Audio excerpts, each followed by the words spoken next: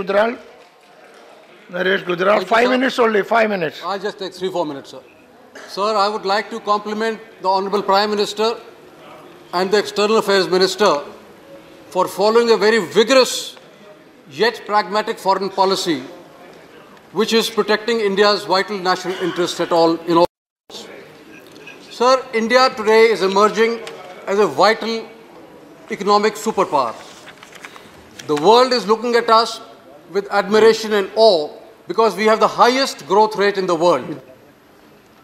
But when that happens, it also creates jealousies.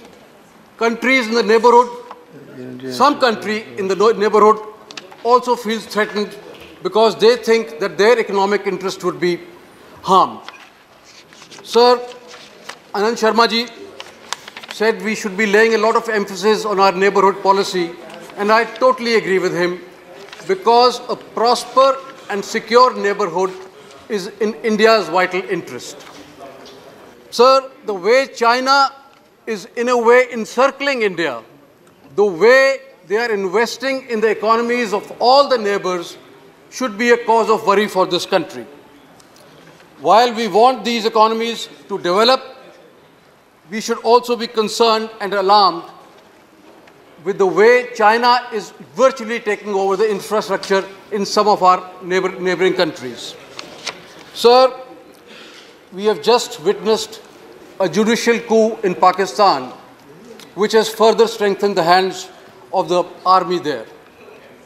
It is a fact there is terrorism emanating from that country which is harming us.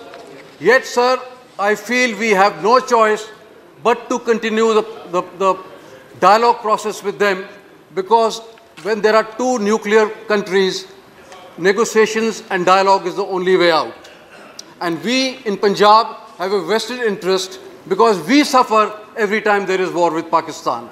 So I would urge the government to carry forward the dialogue process with Pakistan irrespective of the provocations.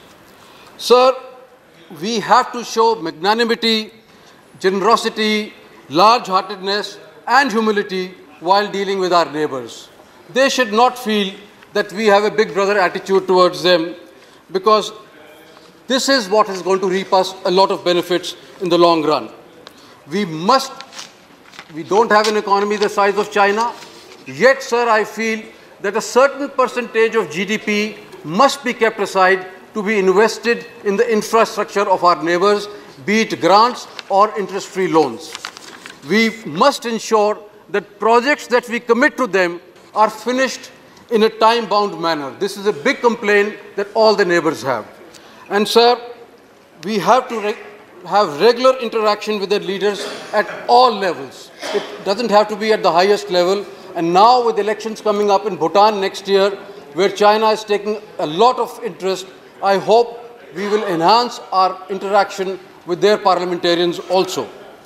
Sir, I do not want to go into the details of our traditional relationships with Russia, who has always been a very valuable ally.